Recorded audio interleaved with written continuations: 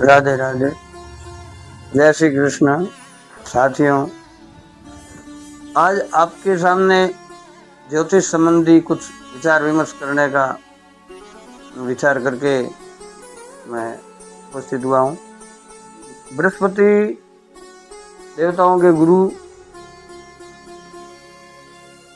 हैं और सभी ग्रहों का बल जितना है उससे सबसे ज्यादा बलवान बृहस्पति है। हर ग्रह का दोष बृहस्पति समन कर सकते हैं।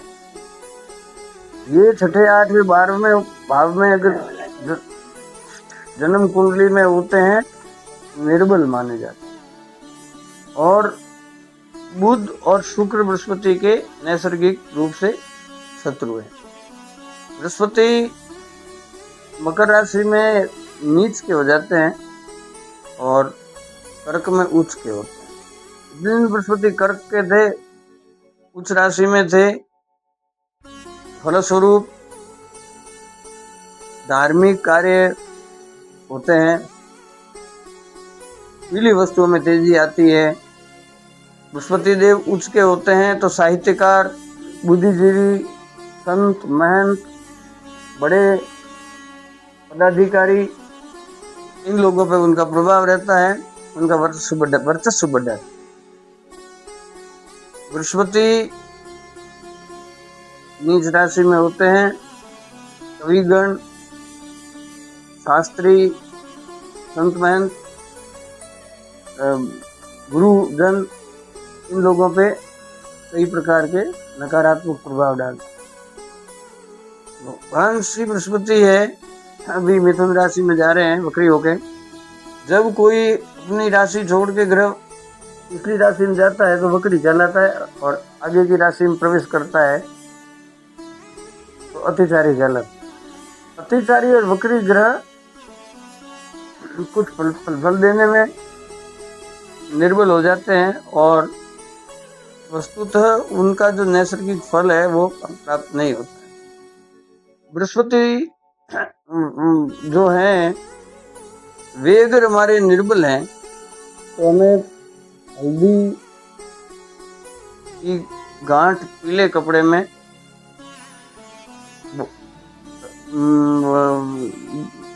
बाहिने हाथ यानी राइट है भुजा में बांधना चाहिए पीले कपड़े। बृहस्पति का नग पुखराज है, करीब 5 कैरेट 3.25 रत्ती से ज्यादा सोने में धारण करें। और समर्थ व्यक्ति पंचधातु की अंगूठी में धारण कर सकते हैं। और बृहस्पति कर्क से भी मिथुन में आने से संभवतः सोने के भाव डाउन होंगे, घटेंगे, पीली वस्तुओं के दाम घटेंगे। बृहस्पति हमेशा बुद्धि के देवता हैं। हमारे अगर बृहस्पति को बलवान बनाना है तो हमें बृहस्पतिवार का व्रत करना चाहिए, नमक रहित भोजन करना चाहिए, हल्दी डाल के पीली रोटी बना करके, बेसन की रोटी बना के, तुअर की दाल, नमक रहित चने की दाल, गुड़ और चने की दाल का भोग लगा के बृहस्पतिवार की व्रत कथा पढ़नी चाहिए। साहित्यकार और जो ब्राह्मण हैं, गुरु हैं, संत महंत है, उनको ग्रंथ दान करना चाहिए। बृहस्पति देवता जो है वो मीन और धन के स्वामी होते हैं। जीवो मीन धनु स्वामी, बृहस्पति को जीव भी कहा गया है, जीवो मीन धनु स्वामी। गुरु बलवान होने पर अन्य सारे ग्रह निर्बल हो और अनुचित फल देने वाले हो तो भी वे दब जाते। इस तरह से बृहस्पति देवता के बारे में बताया। गुरु को केले के पेड़ के नीचे गुरुवार के दिन दीपक करना चाहिए। अगर बृहस्पति को बलवान बनाना है तो हमें कम से कम 16 गुरुवार के दिन व्रत करने चाहिए। व्रत में भोजन में एक समय भोजन करके उस भोजन के अंदर नमक रहित भोजन और पीली वस्तु। गौ माता को रोटी बृहस्पतिवार को अवश्य गुड़ और रोटी देनी चाहिए, घी में छुपड़ करके दें।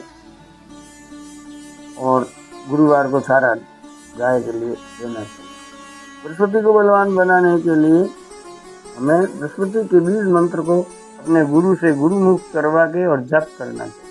मंत्र हैं वो गोपनीय होते हैं। ऋषियों मंत्र दृष्टा है, ऋषियों ने मंत्रों का आविष्कार किया और मंत्रों को गोपनीय रखा। जिस प्रकार हम विद्युत के तार के ऊपर रबड़ का कोटेड करके और बाद में घर में फिटिंग करवाते हैं, खुले तार नहीं रखते। तो कोई कहे कि भाई ये तार खुले क्यों नहीं रखते हैं और आप गोपनीय क्यों रखते हैं, तो करंट आएगी। इसी तरह मंत्रों का ध्वन्यात्मक जो प्रभाव है वह गोपनीय रूप से अर्जित करना चाहिए। इसमें जो ऊर्जा होती है वह जप 3 प्रकार के होते हैं। वाचिक जप, वाचिक मंत्रों को सस्वर बोलने से वो वाचिक कहलाता है। उसका प्रभाव इतना नहीं होता है जितना एक होता है उपांशु, होठ हिलते हैं, बोलते समय आवाज नहीं आती। एक होता है मानसिक जप, न होठ हिलते हैं न किसी प्रकार की आवाज आती, मन के अंदर वो चिंतन चलता रहता है, उसको कहते हैं मानसिक जप।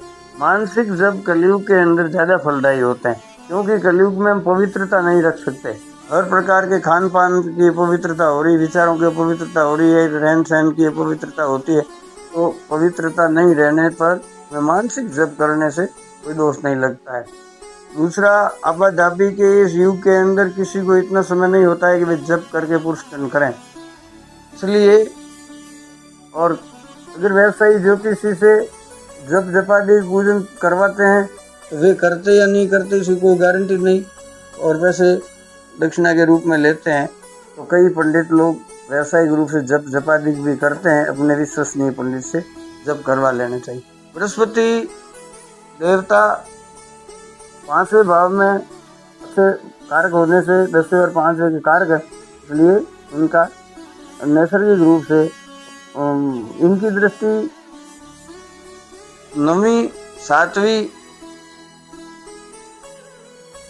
पूर्ण दृष्टि होती है, 7वीं दृष्टि सभी ग्रहों की होती है। ये विशेष रूप से 9वीं और 12वीं दृष्टि से और देख। मंगल भी की भी एक अतिरिक्त 2 दृष्टियां होती हैं।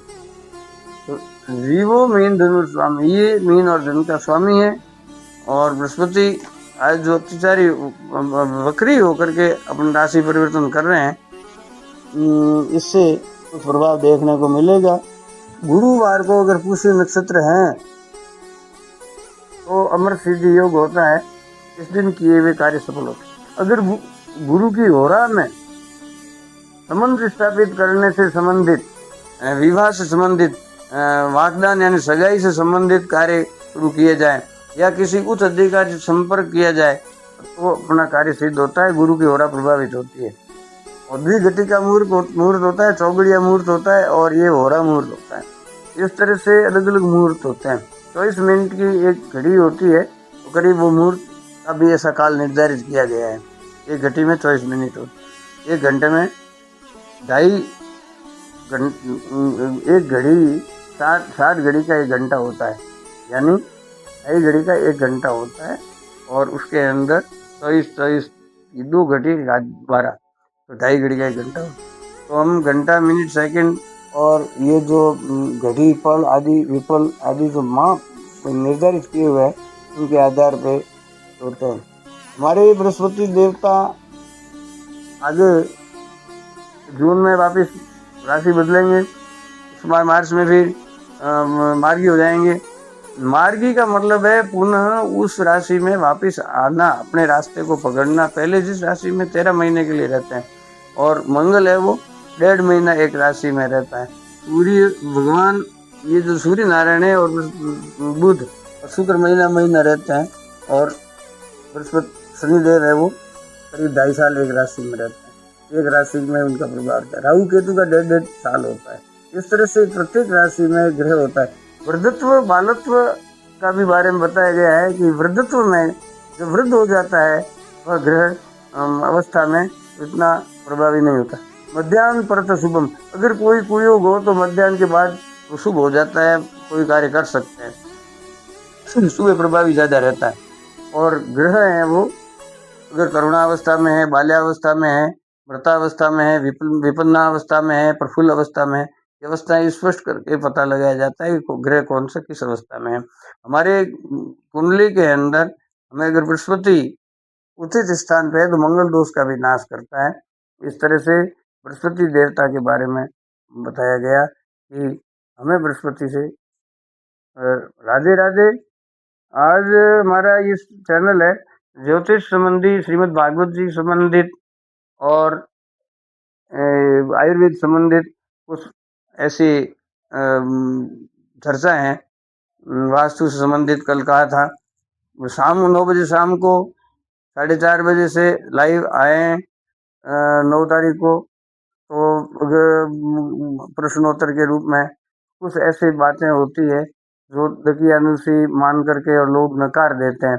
ग्रहों का प्रभाव होता है ग्रहाधीनम जगत सर्वम देवाधीनम जगत सर्वम, पूरे ग्रहों के चक्कर में देवताओं के अधीन है हम स्वतंत्र तो हैं, परंतु हमारे प्रत्येक शरीर के अंग में किसी न किसी देवता का प्रभाव होता है। गौ माता के 33 कोटि देवताओं का प्रभाव होता है, इसलिए मैं गौ सेवा करने से बृहस्पति देवता प्रसन्न होते हैं। जय श्री कृष्ण।